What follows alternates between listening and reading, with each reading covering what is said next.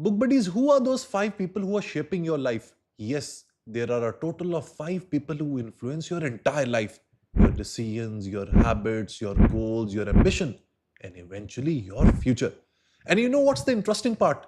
You do not consciously choose them, they just happen to be around you and continue shaping who you become. These people include our friends, family, colleagues, mentors, neighbors, or even social media influencers. Think of it this way. Imagine you have no interest in cycling. One day, however, your neighbor or friend takes you to a cycling club. You enjoy it, and then almost randomly you start going cycling every week. After 2 months, you have lost weight, your health is twice as good, and you have made some new friends there. Now you prioritize your physical health. You begin learning different techniques and you start making conscious efforts to maintain a healthy lifestyle. So, how did this all happen? It all happened due to a single event, your friend convincing you to go cycling.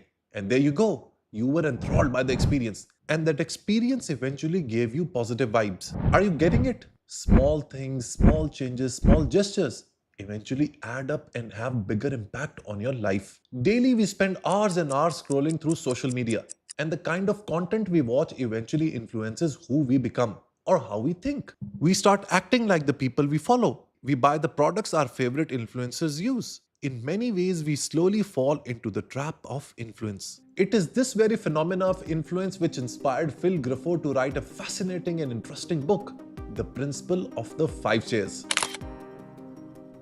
Phil Graffoe is a student of practical philosophy who has spent more than 30 years observing human behavior. Rather than relying only on academic theories, he has dedicated decades to understanding why people think, behave, and make decisions the way they do. In this interesting book, Phil argues that there are 5 metaphorical chairs always surrounding us, and there are 5 people sitting on them. We may know them or we may not, but those 5 people are constantly influencing us every single day. You need to remember this, that you cannot remove those chairs, and those chairs cannot be empty. So now the question is, who is sitting on them?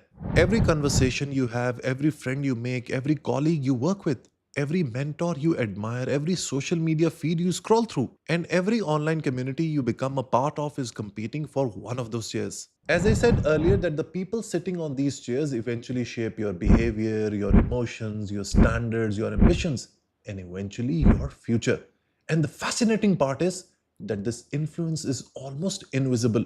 You never get to notice it. Yet over time, their words become your thoughts, their standards become your standards, and their attitudes become your attitudes. Let's go back to the cycling example I gave you. Your friend didn't persuade you to change your lifestyle.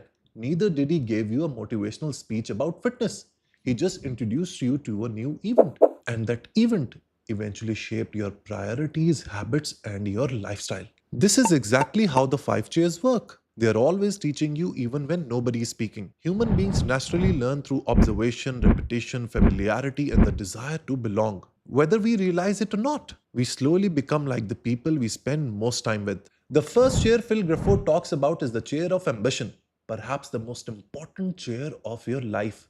The person sitting on this chair never lets you settle down for an average life. They don't simply comfort you, they challenge you. They see potential in you that you may not even see in yourself. And through their actions, they inspire you to become better. One of the most fascinating ideas in this chapter is that ambition is contagious.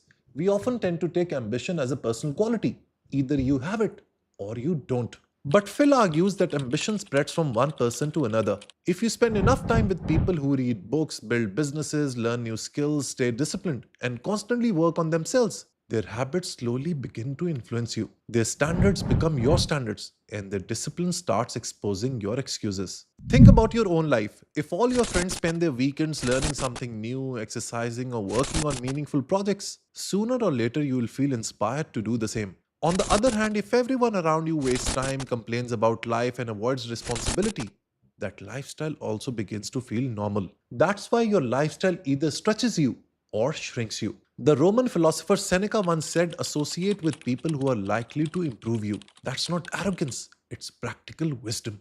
Human beings naturally adapt to the people around them. We imitate their habits, adopt their attitudes, and gradually become more like them.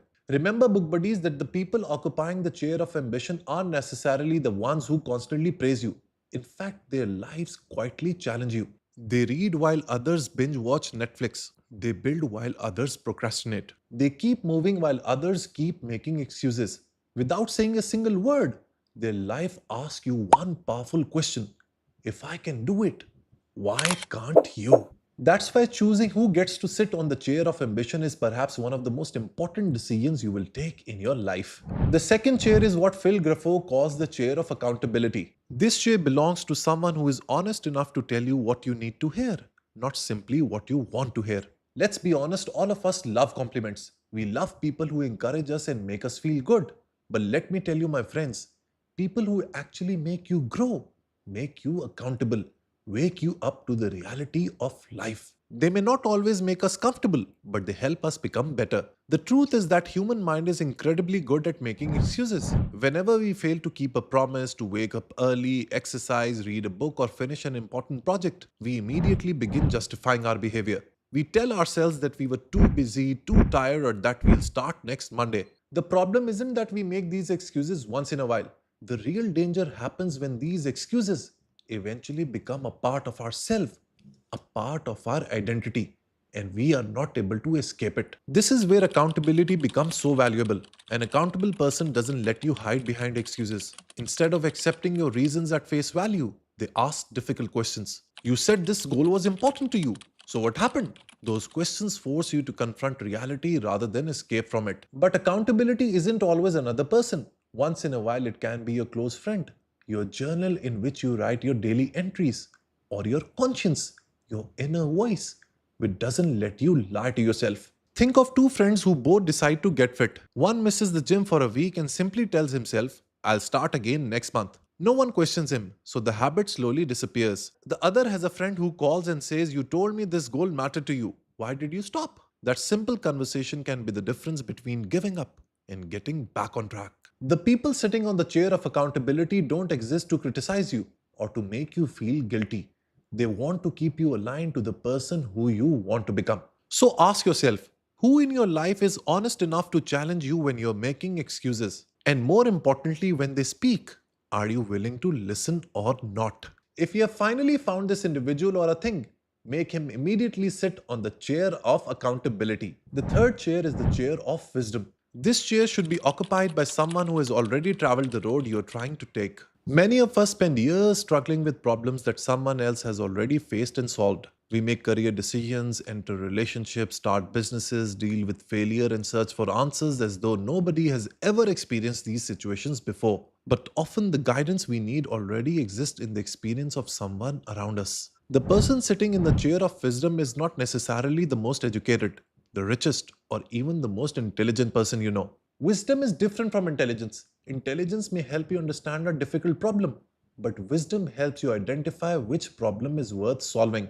Knowledge tells you what is possible, but wisdom helps you decide what is sensible. A wise person sees beyond the present moment. They notice patterns, consequences, emotional pressures, and hidden risks that less experienced people may miss. They usually don't rush to give simple answers because they understand that life is complicated. Instead, they ask you better questions and help you see life from a different perspective.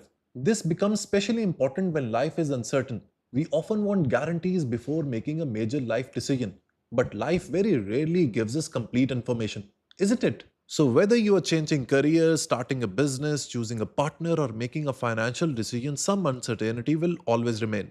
Wise people understand that uncertainty cannot always be removed, it must be managed. They collect the best information available, make a thoughtful decision, and remain flexible enough to adjust if circumstances change. Another sign of wisdom is knowing what to ignore. In the modern world, we are bombarded with unlimited stimuli, things which are viciously competing with each other to get our attention. Many people waste their energy fighting battles that have little importance. Wise people understand that attention is limited. They know that every comment does not deserve a reply, every disagreement does not need to be won, and every problem does not require equal attention. Wisdom also requires intellectual humility. A genuinely wise person is comfortable in saying that I don't know, I may be wrong, or help me understand this thing. Like Socrates used to say, all I know is that I know nothing. This is not a sign of weakness, this is a sign of strength. This shows that a person values truth more than ego. Remember, when you know everything, that is the day when you stop learning. The chair of wisdom is often occupied by someone who has struggled, failed, recovered, and grown. Their advice carries weight because it has been tested by reality. So ask yourself, who in your life has already walked the road you are trying to travel? And are you humble enough to listen to them? The fourth chair is the chair of character. This chair is occupied by people whose actions quietly shape the person you become. We often tend to think that character is something we build on our own.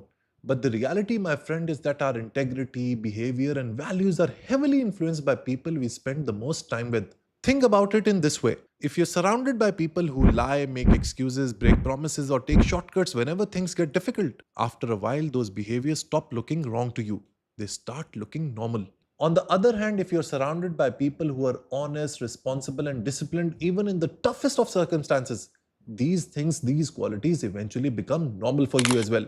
You begin to raise your own standards without anyone forcing you to do so. The interesting thing about people with strong character is that they rarely preach. They don't always tell others to be honest or responsible.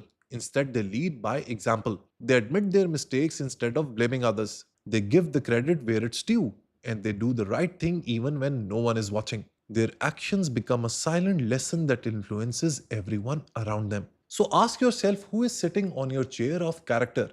Is it someone who is lowering your standards without you even noticing it?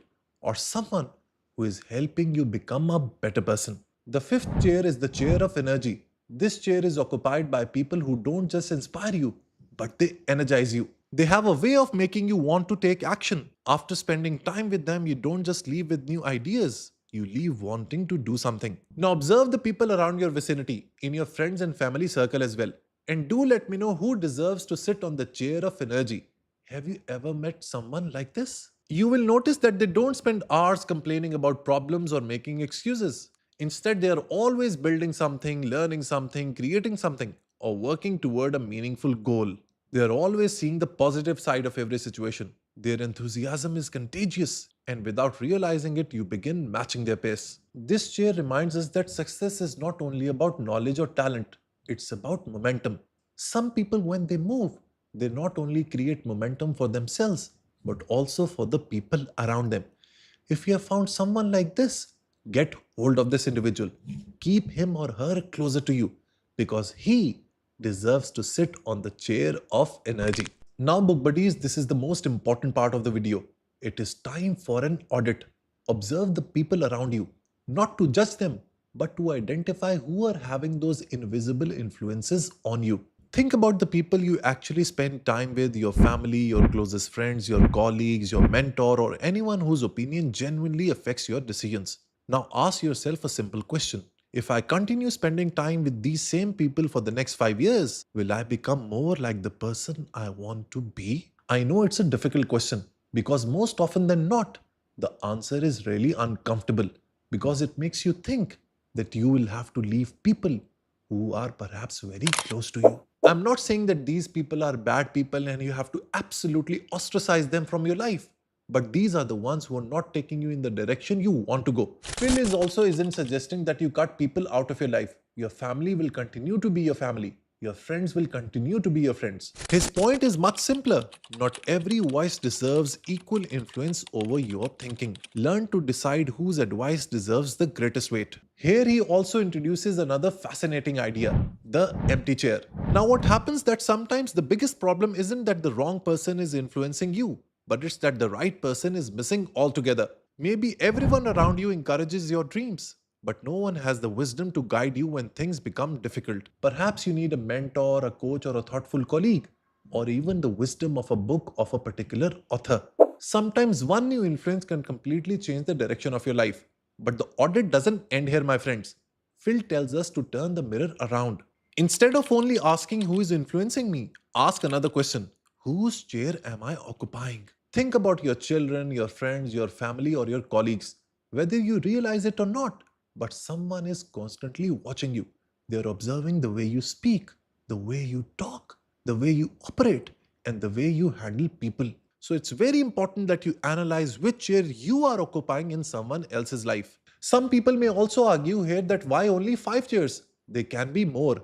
Phil answers this question as well. Phil says 5 isn't a magical number, it's a metaphor. In most people's life, there are usually a handful of individuals whose opinions carry far more weight than everyone else's. Those are the people whose habits, attitudes, and beliefs gradually become our own. So, book buddies, the whole idea is that you are a sum of the people you surround yourself with.